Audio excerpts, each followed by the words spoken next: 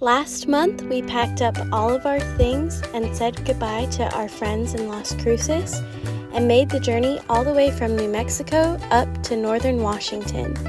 We did get the joy of spending time with family and friends in Albuquerque for a couple weeks before we left, which was a huge blessing since we'll be in Washington for over a year.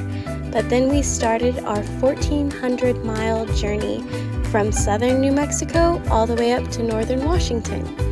And we got to see a lot of really cool things along the way, and so we just wanted to share some of the things that we saw on our drive with all of you guys, and also thank all of you because without your guys' support, it wouldn't have been possible for us to make this journey all the way up to Washington. We got to see Zion National Park as one of our pit stops along the way, which I highly recommend. It's way more magnificent in person and it's really cool. We also got the pleasure of being first in line for the famous tunnel. I want it officially recorded that I accurately guessed that Zion is made of sandstone. I'm proud of myself. And Zion was just the perfect way to end day one of driving.